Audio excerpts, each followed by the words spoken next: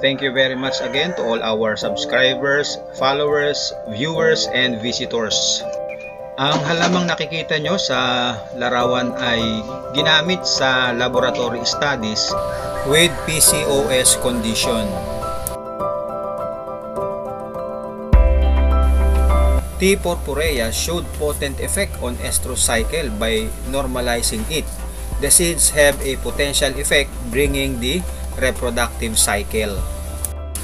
Ang halamang ginamit sa laboratory study ay tinatawag sa Katagalugan na balatong pula, sa ibang lugar balbalatong, scientific name Tephrosia purpurea pers, English name purple tephrosia. Saan natin makikita ang mga halamang ito? In open grassland or waste place, Cavite, Batangas, Luzon, Bukidnon, Misamis provinces in Mindanao, meron din sa southern China, Malaya hanggang Australia. Pero ang totoo niyan, kalat po yan sa buong Pilipinas sapagkat ang bayan natin ay pinagpala ng kayamanan ng kalikasan. Kaya nagkalat po ang mga sari-saring halaman sa ating bayan. Kung kayo po ay maliligaw sa mga kagubatan, kabundukan, ang pinakamahusay at maalam pong mag-identify ng mga ganyang wild plants ay ang mga minorities o mga indigenous people.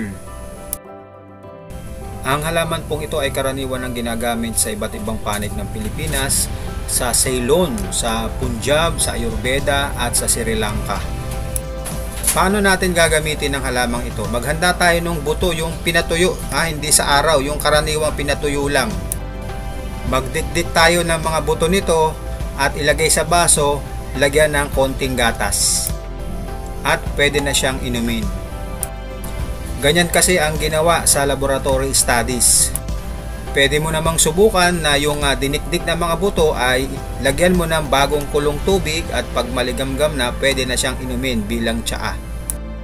Reminders, bago mo isagawa ang mga pamamaraang nakapaloob dito, mangyaring isangguni muna sa inyong health professionals.